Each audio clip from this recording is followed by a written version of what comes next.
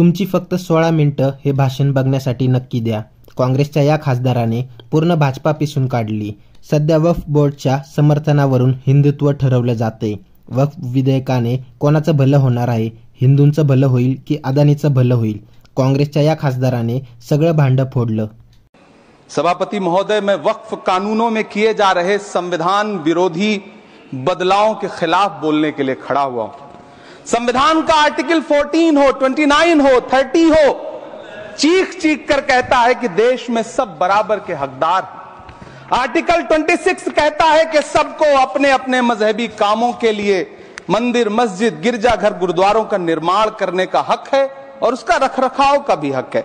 लेकिन डॉक्टर बाबा साहब अंबेडकर के संविधान को हर दिन कुचलने वाली ये सरकार देश के मुसलमानों से नफरत में इतनी अंधी हो गई है कि खुलेआम देश की संसद में देश सरकार के माइनॉरिटी मिनिस्टर साहब और होम मिनिस्टर साहब झूठ बोलते हैं और देश को गुमराह करते हैं. झूठ शब्द असत्य बोलते हैं. सरकार ने इस बिल का नाम उम्मीद रखा है. मंत्री जी कल से इसे देश के मुसलमानों के लिए नई उम्मीद बता रहे हैं. नहीं मंत्री जी, न तो यह बिल मुसलमानों के लिए नई उम्मीद है और न ही उम्मीद की नई किरण. सभापति महोदय, भाजपा ने पूरे देश में वक्फ के नाम पर कई सारे झूठ फैलाए हैं. आइए आज उनकी सच्चाई पर बात करते हैं. वक्फ ट्रिब्यूनल को ऐसे बताया जाता है जैसे वक्फ ट्रिब्यूनल कोई मजहबी खाप पंचायत हो. सभापति महोदय, जबकि सच्चाई यह है कि वक्फ ट्रिब्यूनल भी तो सरकारी न्यायिक विभाग है जिसमें सरकार द्वारा नियुक्त जज होते हैं, जिसमें प्रशासनिक अधिकारी होते हैं. कहीं ऊपर से थोड़ी आ गए. सभापति महोदय, देश के गृह मंत्री जी ने इसी सदन में कहा कि वक्फ ट्रिब्यूनल के फैसले के खिलाफ कोई कोर्ट नहीं जा सकता, जबकि सच यह है कि वक्फ एक्ट 1995 की धारा 83(9) के तहत हाई कोर्ट वक्फ ट्रिब्यूनल के फैसले की न सिर्फ समीक्षा कर सकता है बल्कि उसे बदल भी सकता है. सच तो यह है कि वक्फ बोर्ड खुद अपनी जमीनों के लिए कई सारी कोर्ट में मुकदमे लड़ रहा है. सभापति महोदय, दिल्ली की जिन 123 संपत्तियों को लेकर कल माइनॉरिटी मिनिस्टर, होम मिनिस्टर साहब और अभी आदरणीय नेता सदन बात कर रहे थे, आइए उनकी सच्चाइयों पे भी बात करते हैं.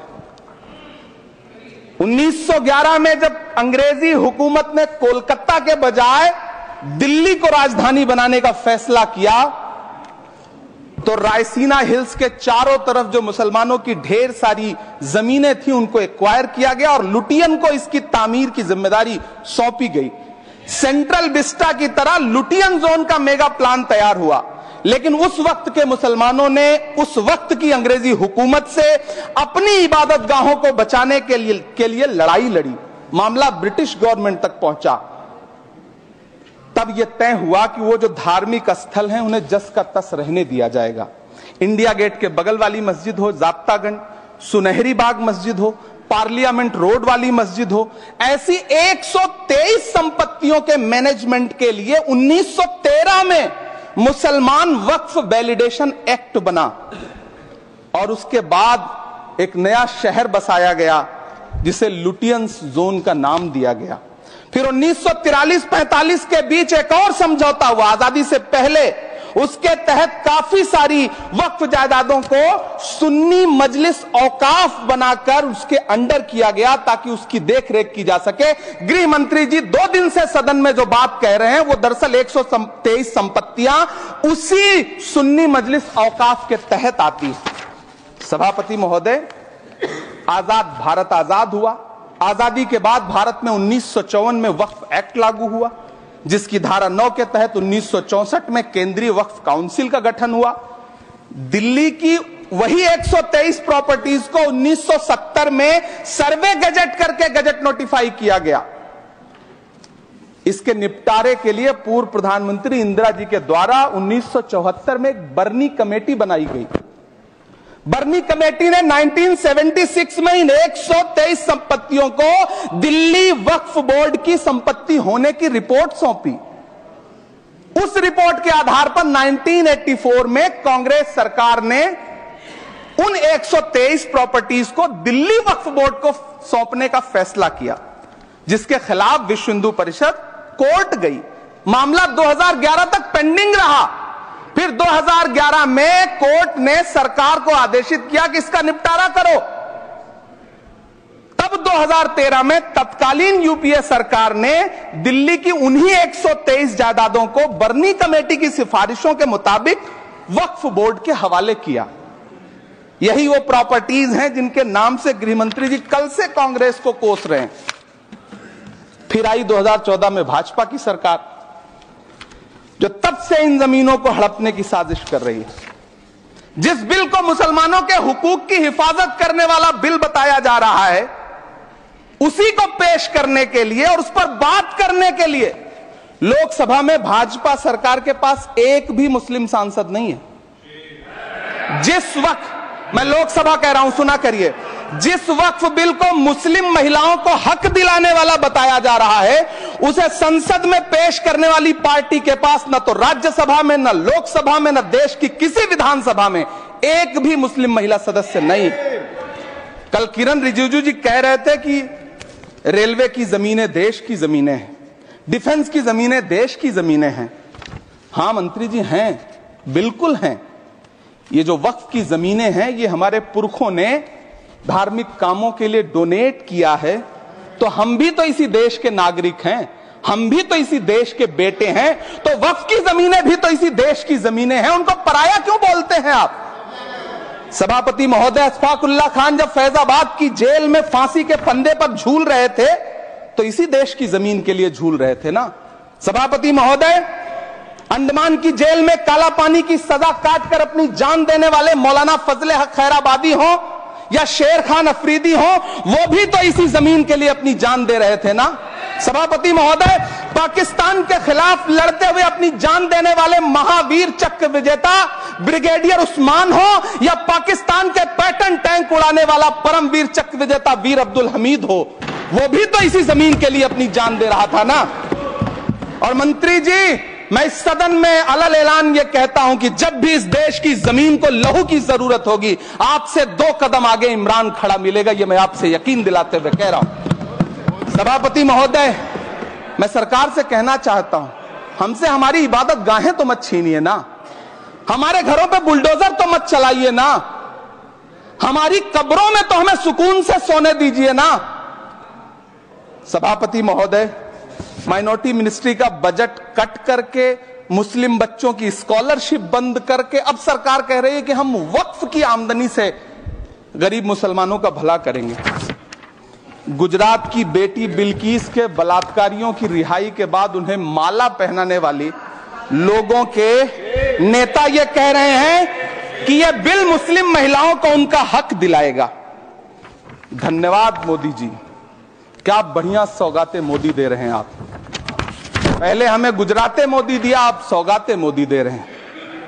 लेकिन यह सरकार इतना याद रखे कि इसी ठसक के साथ देश की संसद में सीए का कानून भी लाया गया था और कहा गया था बड़े बड़े भाषण देकर के कि पड़ोसी देशों से हिंदू भाइयों को ला करके यहां नागरिकता दी जाएगी। लेकिन मैं आपके संज्ञान में लाता हूं सर कि पिछले इतने दिनों में इनसे नागरिकता लेने के लिए 2000 व्यक्ति भी नहीं आए, जबकि इसके उलट इन्हीं की सरकार में पिछले 10 साल में 15 लाख से ज्यादा भारतीयों ने भारत की नागरिकता छोड़ करके दूसरे देश में जाकर के बस गए।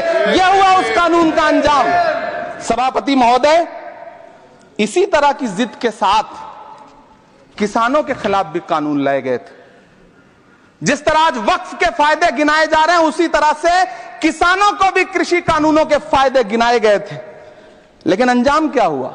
700 किसानों की शहादत लेने के बाद सरकार को अन्नदाता किसानों के सामने घुटने टेकने पड़े और कृषि कानून वापस लेने पड़े।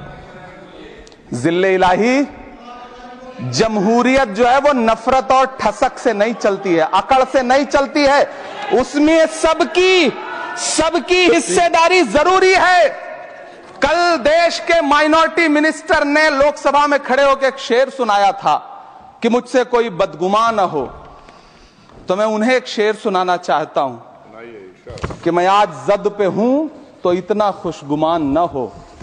मैं आज जद पे हूं तो इतना खुशगुमान न हो।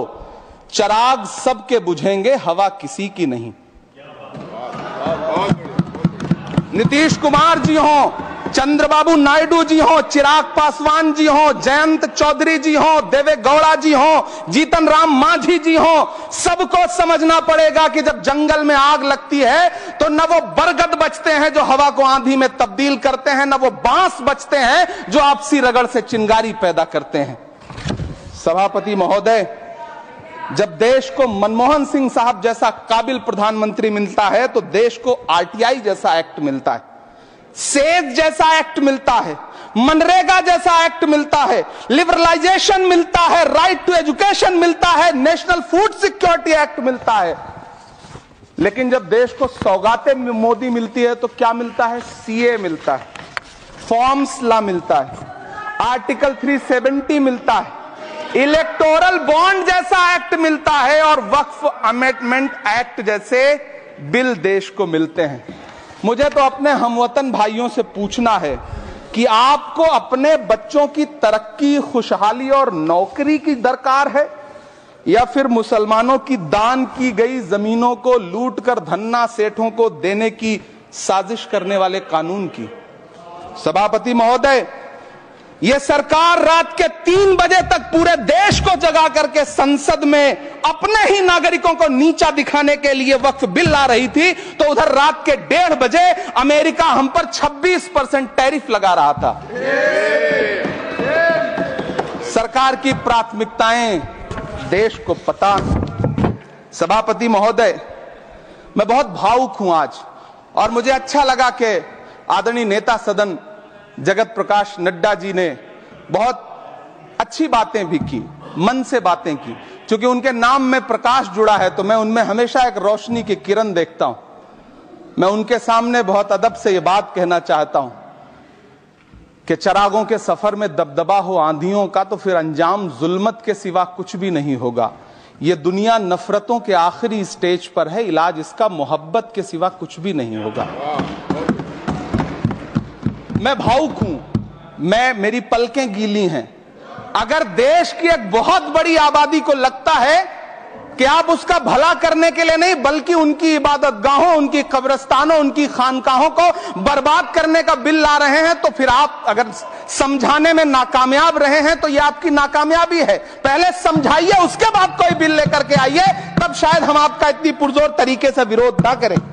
लेकिन सभापति महोदय, मैं अंत में सिर्फ इतना कहना चाहता हूं कि इस बिल में जो भी पॉइंट्स दिए गए हैं, बॉम्सी पोर्टल देख लीजिए, सरकार का झूठ आपको पकड़ में आ जाएगा। हम डरे नहीं हैं, हम सिर्फ सरकार से अपील कर रहे हैं कि हमें अपना समझिए। हम आपके अपने हैं, इस देश के नागरिक हैं और आप ताकत में हैं। संख्या बल के आधार पर बिल हो सकता है आप पास करा लें, लेकिन आपको यह बात समझनी पड़ेगी कि हम तो वो तारीख हैं, जहनों में रहना है जिसे, कागजी पुर्जे नहीं जो फाड़ डाले जाएंगे। जिस जमीन पर मैं खड़ा हूं यह मेरी पहचान है। आप आंधी हैं तो क्या मुझको उड़ा ले जाएंगे? आपको यह बात समझनी पड़ेगी। आपको अगर इतना विपक्ष की तरफ से पहले जेपीसी में इतने सारे पॉइंट्स आए और उसके बाद कल से लोकसभा में और राज्यसभा में सुझाव आप सुनने को तैयार नहीं है, लोगों की शंका को दूर करने के बारे में आप बिल्कुल सोच नहीं रहे, बस आप कह रहे हैं यह बिल उम्मीद की नई किरण है। नहीं साहब, इसे भले किरण जी लेके आए हैं लेकिन ये उम्मीद की नहीं बल्कि नाउम्मीदी की किरण है। और इस देश की एक बहुत बड़ी आबादी इस बात से खदशे में है, शक में है कि आप सीधे उनकी जमीनों को लूट करके धन्ना सेठों को बेचना चाहते हैं। मेरी अब भी आपसे अपील है कि इस बिल को वापस लीजिए। यह बिल कहीं से आपके अपने नागरिकों के लिए अच्छा नहीं है। यह बिल सिर्फ इस देश के मुसलमानों को नीचा दिखाने का और अपने एक ऐसे मतदाता वर्ग को खुश करने का बिल है जिनको इस बिल के पास हो जाने से कुछ मिलेगा भी नहीं, लेकिन आप एक नैरेटिव देना चाहते हैं, एक मैसेज देना चाहते हैं। मेरी आपसे अपील है कि कृपया ये जो सबका साथ सबका विकास का नारा है, इस नारे को रत्ती भर तो चरित्रार्थ कर दीजिए। बहुत बहुत धन्यवाद।